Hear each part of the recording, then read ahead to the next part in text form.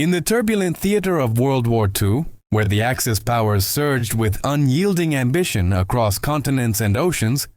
the Battle of Midway emerged in June 1942 as a watershed moment that reshaped the Pacific War, pitting the formidable Imperial Japanese Navy, under the strategic genius of Admiral Isoroku Yamamoto, who had masterminded the devastating Pearl Harbor attack just 6 months prior, against the resilient but battered United States Pacific Fleet commanded by Admiral Chester Nimitz. Texan tactician whose calm demeanor belied his sharp intellect. The seeds of this epic confrontation were sown in the aftermath of Pearl Harbor, where Japan sought to consolidate its empire by eliminating the remaining American aircraft carriers that had escaped the initial onslaught. Viewing Midway Atoll, a speck of coral reefs and sandbars some 1,300 miles northwest of Hawaii, as the perfect lure to draw out and annihilate the U.S. forces, thereby securing dominance over the vast Pacific expanse and paving the way for further conquests, perhaps even toward Hawaii or the American West Coast. Yamamoto's grand plan, codenamed Operation MI, involved a massive fleet of over 200 ships, including 4 premier aircraft carriers, Akagi, Kaga, Soryu, and Hiryu, each laden with battle-hardened pilots who had honed their skills in campaigns across China and Southeast Asia, supported by battleships, cruisers, destroyers, and submarines, all converging with the intent to feign an invasion of the Aleutian Islands as a diversion, while the main strike force targeted Midway to provoke a decisive battle. Unbeknownst to the Japanese, American cryptographers at Station HYPO in Hawaii, led by the brilliant Commander Joseph Rochefort, had cracked the JN-25 naval code through painstaking analysis of intercepted messages, piecing together fragments like a complex puzzle to reveal Yamamoto's intentions, allowing Nimitz to position his 3 carriers, USS Enterprise, Hornet, and the hastily repaired Yorktown, which had been damaged in the earlier Battle of the Coral Sea, ambush-style northeast of Midway, hidden from Japanese scouts by clever maneuvering and the vastness of the sea. As dawn broke on June 4, 1942, under a sky streaked with the first light of day, Japanese carrier-based aircraft thundered off the decks in a meticulously coordinated strike. 0 fighters escorting Val dive bombers and Kate torpedo bombers toward Midway's airfield and defenses, where they unleashed a barrage of bombs that cratered runways and ignited fuel dumps, yet failed to completely neutralize the island's anti-aircraft guns and marine fighters, which rose valiantly to intercept, downing several attackers in fiery dogfights that filled the air with tracer rounds and black smoke plumes. Meanwhile, American PBY Catalina flying boats, patrolling like vigilant sentinels, spotted the Japanese carrier force at around 5:30 a.m., radioing back the electrifying message, "Many planes headed Midway," prompting Nimitz's carriers to launch their own aircraft in a race against time, with the Enterprise and Hornet dispatching squadrons of TBD Devastator torpedo bombers, SPD Dauntless dive bombers, and F-4F Wildcat fighters.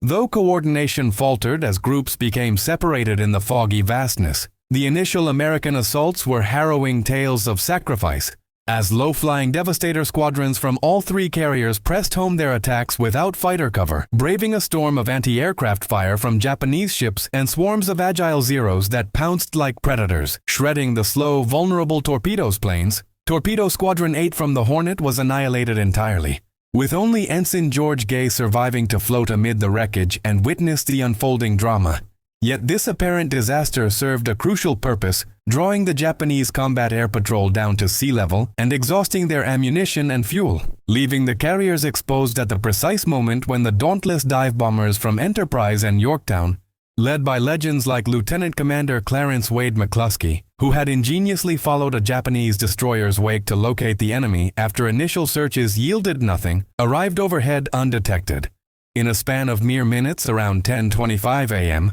the tide turned irrevocably as McClusky's bombers plummeted from 14,000 feet in near-vertical dives, releasing 1,000-pound bombs that pierced the flight decks of Akagi, Kaga, and Soryu, detonating amid fueled and armed aircraft being rearmed for a counterstrike,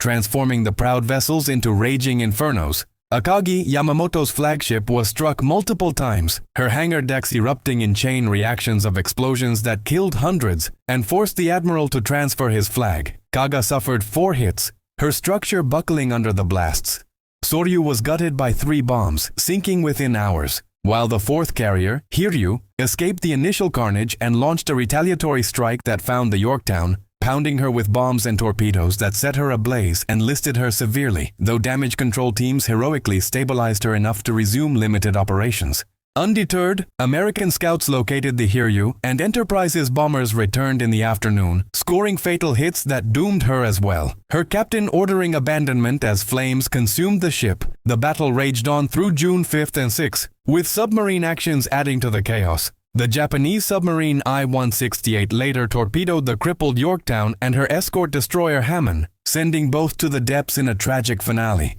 While Yamamoto, realizing the loss of his irreplaceable carriers and over 300 aircraft, along with seasoned pilots whose expertise could not be quickly replaced due to Japan's limited training pipeline, ordered a humiliating retreat, abandoning plans to occupy Midway. The human cost was staggering, with Japan suffering approximately 3,157 dead, including elite aviators, compared to America's 307 losses, a disparity that underscored the battle's asymmetry. Strategically, Midway halted Japan's offensive momentum, preventing further expansion and shifting the initiative to the Allies, who would soon launch counter-offensives at Guadalcanal and beyond, marking the beginning of a grueling island-hopping campaign toward Tokyo. This clash, often called a miracle due to the interplay of intelligence triumphs, bold decisions, and sheer fortune, like the timely arrival of dive bombers amid Japanese indecision over arming aircraft for land or sea targets, illustrated the fragility of naval power in the age of aviation, where carriers reigned supreme, and underscored themes of hubris and resilience, with Yamamoto's overextended fleet falling victim to his own prediction that Japan could run wild for 6 months to a year after Pearl Harbor, but faced peril thereafter. In the annals of history, Midway stands as a testament to the fog of war, where codebreakers in dimly lit rooms and pilots in open cockpits alike forged victory from the brink of defeat, forever altering the course of the greatest conflict humanity has known, inspiring generations with stories of valor amid the endless blue where empires clashed and fates were sealed.